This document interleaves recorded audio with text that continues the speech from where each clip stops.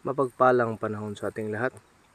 Ito po ang tinatawag po ng pag-aalay ng dasal. Kung kanina po bago tayo kumuha ay tayo ay nagpapaalam sa may-ari ng puno at sa dakilang may-ari ng kalikasan na ating amang may kapal. Ngayon naman po ay tayo naman po ay pag-aalay ng dasal. Bali pasalamat sa ibinigay nila sa atin na mga mutya na tinatawag na baong libon. Okay, so yan po ay kaugalian natin. Pag meron po tayong makuhang grasya, ay kailangan talaga natin magpasalamat agad sa dakilang tagapaglikha at mga itinalagang tagapagbantay dito sa ating kalikasan. So kung ikaw ay naniniwala sa larangang espiritual, naniniwala na ang kalikasan ay may kakayanan na makatulong sa bawat tao o sa bawat tumangkilik na mga gamit, ay kaisa niyo po ako.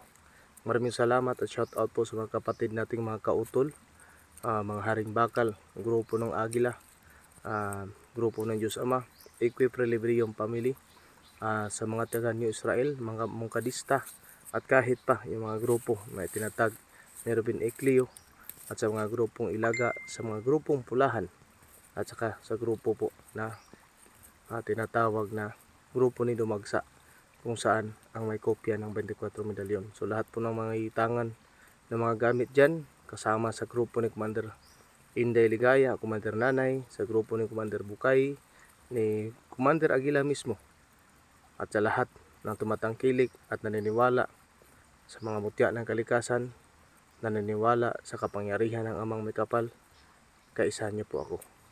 Again, maraming salamat po. At ito po ang ating adhikain.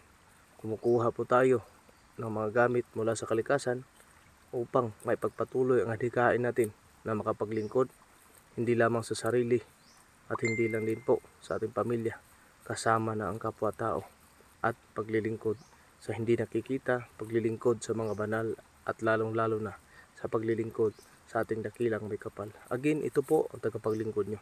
Karunungan ng Diyos, Ikitinit Martial Arts, ang totoong pangalan ay Richel R. Kabungkal. Ito po ang isang uri ng pagpasalamat o pag-aalay ng dasal sa mga itinalaga ng Diyos na tagapagbantay dito sa paligid, at lalong-lalo na sa ating dakilang tagapaglalang. Maraming salamat at hanggang sa muli. Sana mahiling ko po ang pag-like, share, subscribe nyo po sa video ito.